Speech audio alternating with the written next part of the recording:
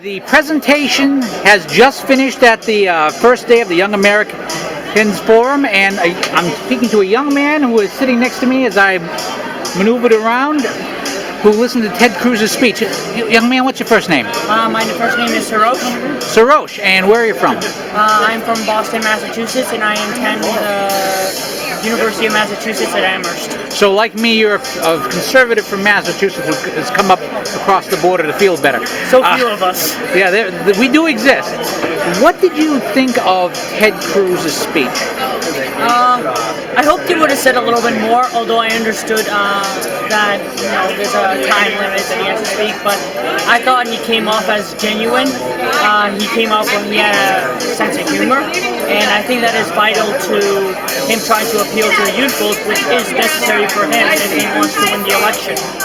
He talked a lot about the use of humor in social media, even pointing out on Twitter how an attack against him was turned around. Do you think that that's really the path he's going to need in order to try and advance, to energize youth like yourself, use social media to make an end round around candidates with perhaps more money and a media that doesn't care for them? My professor in my economics class mentioned that one reason why President Obama in 2008 was able to win the election is because he engaged in something called mass politics.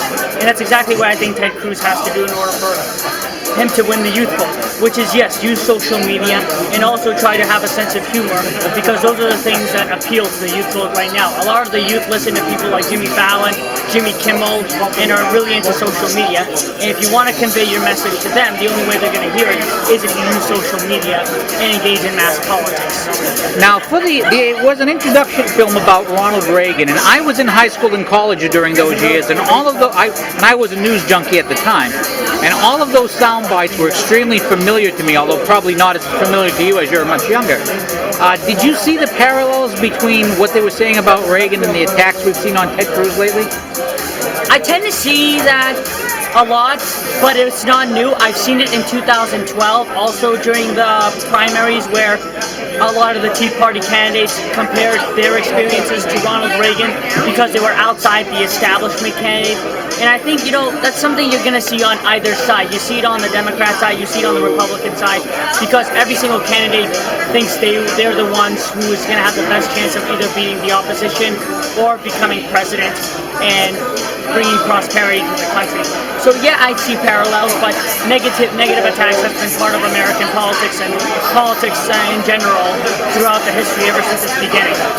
Now, did you come here already with a candidate decided on, or is it still too early for you? I have already decided who I'm going to vote for. Would you like to say it, or would you want to hold off for now? I will say it. I will be supporting and voting for Rand Paul if he decides to run.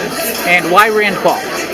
Because I became fascinated with Rand Paul when he started attending universities in California, and especially when he started attending Howard University, because he is doing something that Republicans have failed to do, and that's try to go after youth vote and try to convey message to minorities, and actually say that the Republican Party is the party that's going to benefit all Americans of all religious, racial, and ethnic minorities and classes, and all classes as well.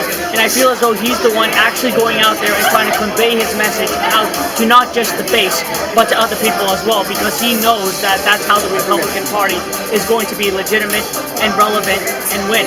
Now, Rand Paul and Ted Cruz have agreed on many issues, and in a lot of ways are alike. If, as a Rand Paul supporter, what would you like your candidate to do to differentiate himself from Senator Cruz, or should he not even worry about it and just go with his own message as he's been doing? I don't think he has to do anything to differentiate from Ted Cruz or do anything to try to become similar to Ted Cruz. I think that the perfect candidate out there, whoever he or she is, has to go out there and just be themselves. All right, well, thank you very much for your time. Oh, no problem.